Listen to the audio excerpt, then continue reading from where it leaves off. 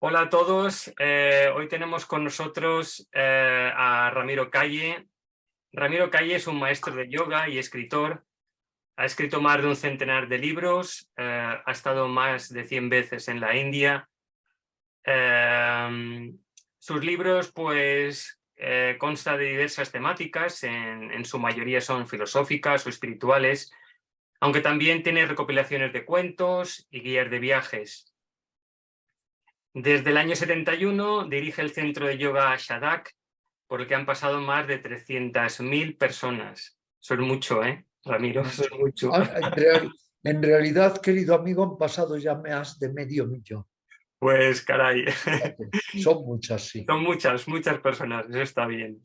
Y también ha impartido clases en la Universidad Autónoma de Madrid y ha dado conferencias en otros lugares, ¿no? Pero fundamentalmente a Ramiro se le conoce como el maestro de yoga, ¿no? Aparte de escritor, ¿no? Al menos esa es la referencia que yo tengo, ¿no? La más, el pilar más grande de Ramiro.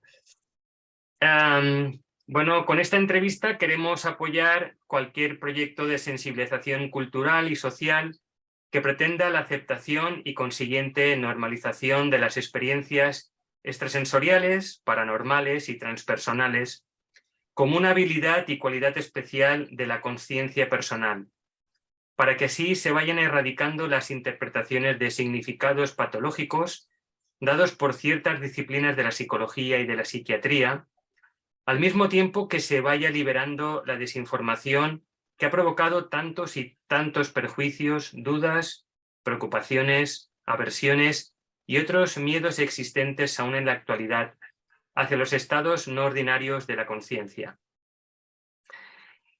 Y para empezar con la entrevista, Ramiro, queríamos preguntarte qué edad tenías cuando empezaste a sentir atracción e interés por todo lo concerniente a lo luminoso, lo trascendente, a lo sacro y eterno, y cómo fue ese despertar.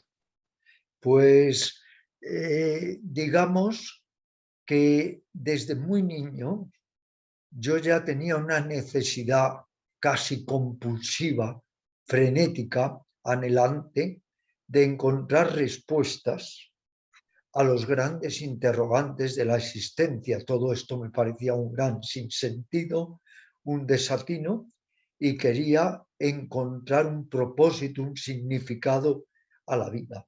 Pero cuando realmente comencé a interesarme por la filosofía oriental, las psicologías asiáticas y en concreto el yoga, el zen y el budismo, fue a partir de los 15 años cuando un amigo, Rafael, que era mexicano, estaba radicado en España, en Madrid, este amigo me habló de yoga y me dijo que el yoga era un sistema, una disciplina para lograr sanear, cultivar y sobre todo subyugar la mente.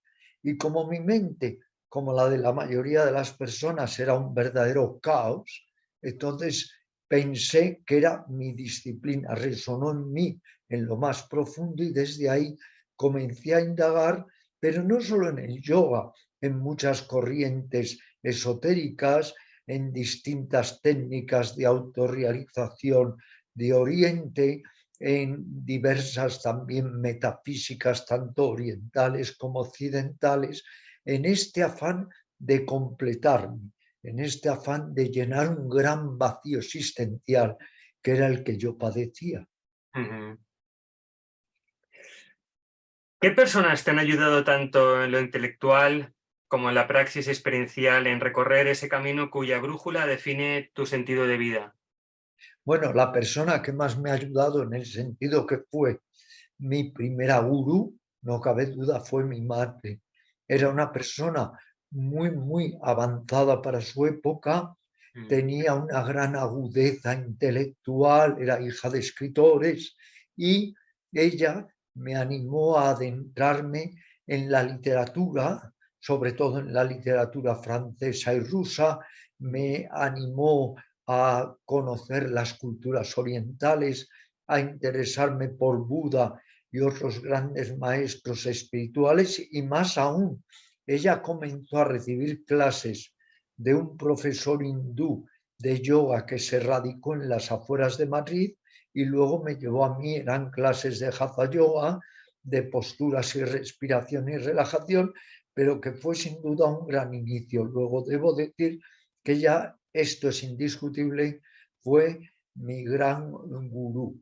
Por otra parte, mi padre, que era un hombre muy hecho a sí mismo, con enormes dificultades, era hijo de campesinos, tuvo una vida extraordinariamente difícil, se hizo con una serie de libros de lo que llamaríamos autosuperación y los tenía en su biblioteca.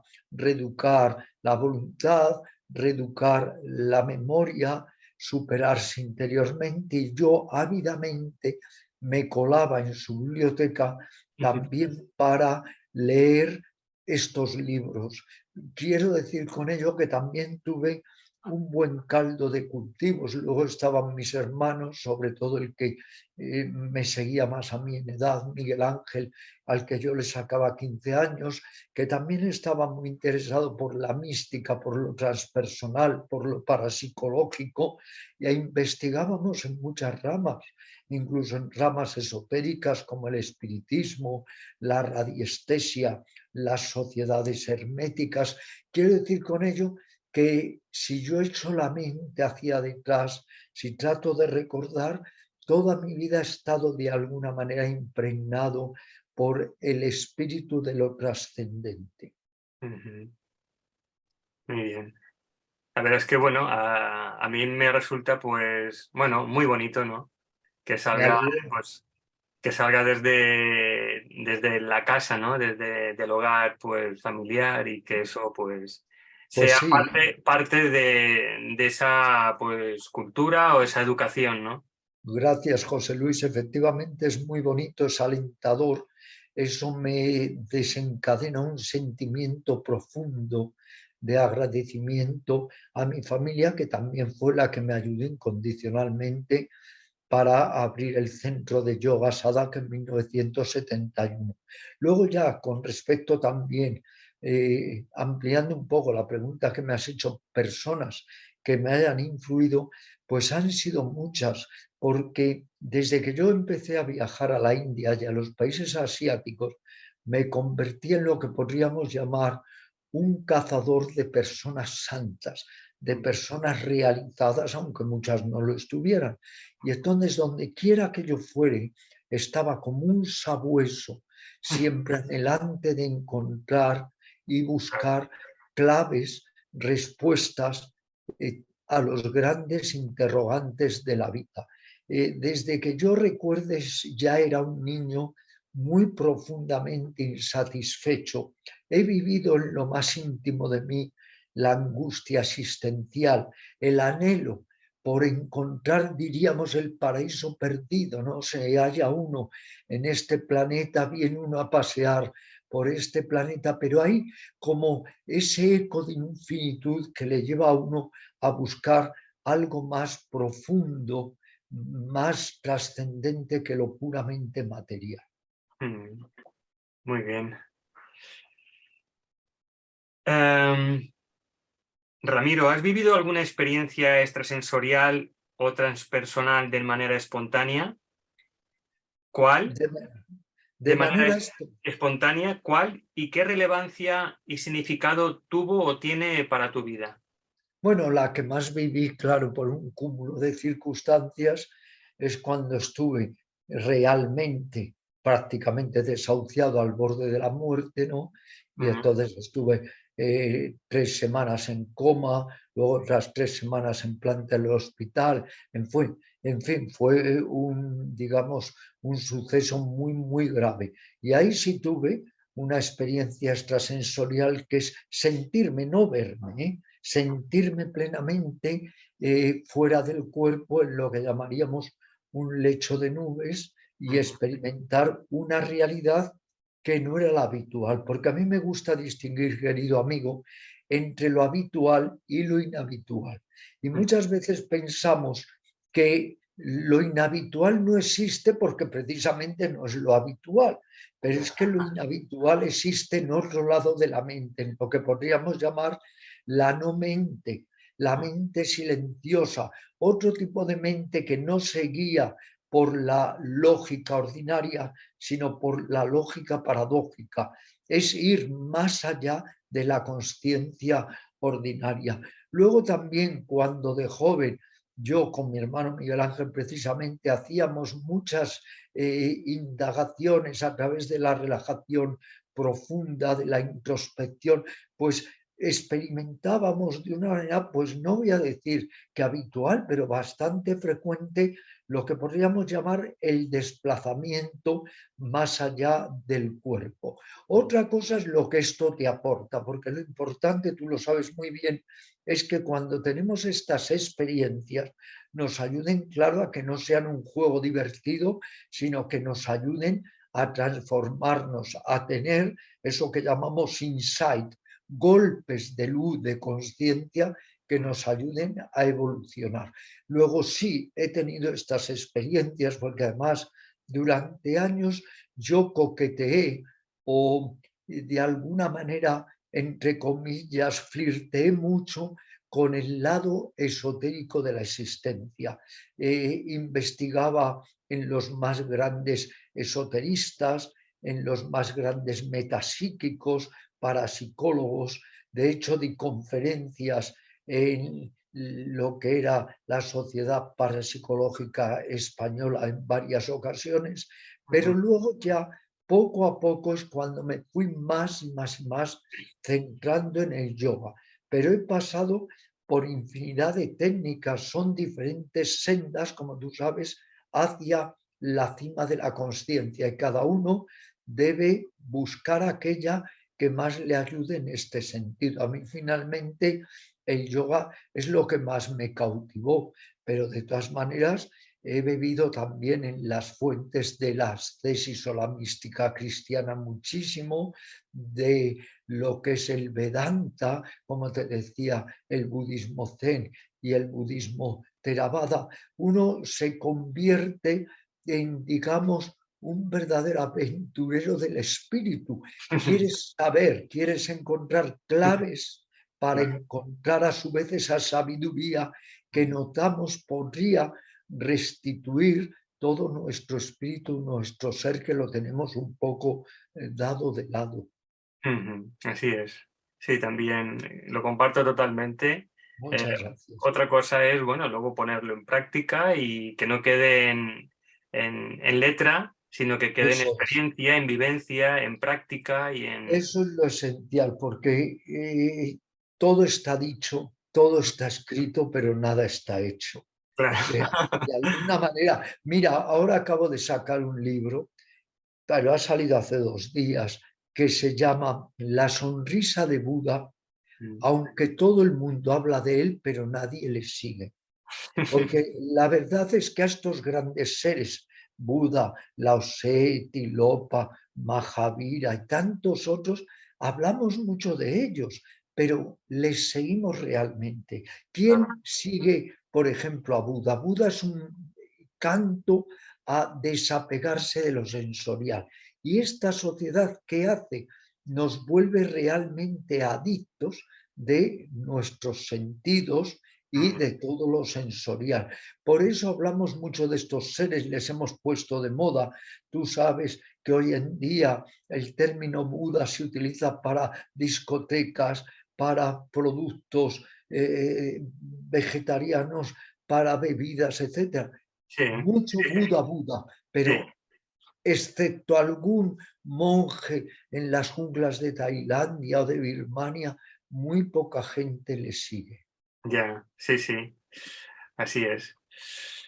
Em, y la cuarta pregunta que queremos hacerte, Ramiro, es si has vivido experiencias de estados modificados de la conciencia durante la realización de alguna práctica meditativa, de alguna técnica de respiración, por medio de movimientos corporales, de ayunos o ingesta de sustancias enteogénicas, ¿cuáles han sido para ti las más significativas y relevantes?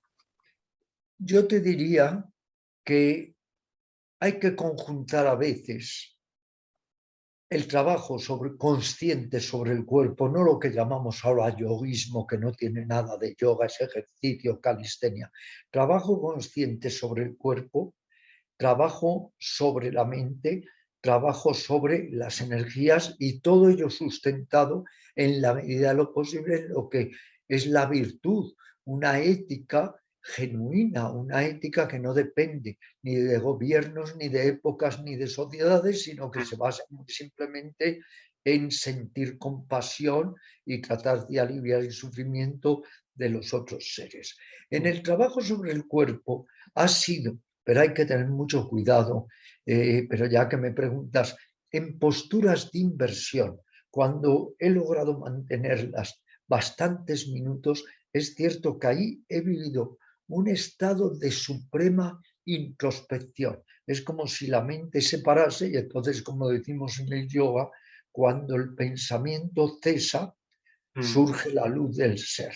Y luego, por supuesto, en meditación, en recitación de mantras y también en lo que llamaríamos conectar con el lado sagrado y eterno de la India, porque la India es hoy en día mucho más materialista que pueda ser Occidente.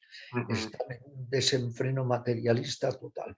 Pero el lado realmente místico de la India y sobre todo el Himalaya, que te abre la conciencia, ahí sí que he vivido estados, cumbres de conciencia, pero que todas las personas los podemos vivir y contemplando un amanecer o un anochecer, en contacto con la naturaleza, abrazando a un ser querido con determinada música o poema. Eso está ahí como un regalo precioso para Claro. todos nosotros. Pero claro, vivimos tan arrebatados por lo sensorial, tan externalizados, que perdemos de vista precisamente esos estados tan especiales de la conciencia. Y que todo el mundo pues pueda acceder a ello, está claro. Puede acceder a ellos si se pone a ello, Claro, porque claro, claro. a esfuerzos más totales, resultados más totales, a esfuerzos más parciales, resultados más parciales. Yo mismo, si no me hubiera dedicado tantísimo a la difusión, pues habría adquirido estados todavía mucho más superiores de conciencia, porque hubiera puesto todo mi énfasis en esa búsqueda interior y he perdido o ganado, pero sí he gastado mucha energía en escribir y en la docencia. En la divulgación, claro. Exactamente. Sí, sí. Muy bien, pues bueno, esta parte de esta entrevista, que pues de estas 4 preguntas ya ha finalizado. Te queremos dar desde el proyecto de Cultura Ser Uno pues infinitas gracias, Ramiro. Gracias a vosotros, todo lo que sea difundir la genuina cultura, la espiritualidad y la búsqueda real de la conciencia, hay que darle la más cálida bienvenida. Sí, sí, opino lo mismo. Pues nada, Ramiro, muchísimas gracias por tu Gracias a ti tiempo siempre. Gracias. y por toda toda tu vivencia, por tu vida, que por cierto, no sé si ya has cumplido los 80 años este Bueno, año. me quedan 7 meses Me quedan 7 para, meses. para cumplirlos, ¿eh? Lo sé porque, bueno, Así que he visto la biografía Madrid del 43, o sea que los 80 años están a punto. están, pero vamos, a punto, ¿eh? Lo esencial es que siempre el tiempo que nos quede, sea un día, sea un año, que lo vivamos motivados en esa búsqueda interior, que si algo necesita esta sociedad convulsa, caótica, indudablemente es que desarrollemos todos lo que llamaba Buda los estados sublimes de la mente, el amor, la compasión, la alegría compartida, la ecuanimidad. Así que, aunque no lleguemos, vamos a tratar de ir. Muy bien, pues lo dicho, muchas gracias Gracias, José Luis, y muchas gracias. estamos en contacto. Fenomenal, muchas gracias.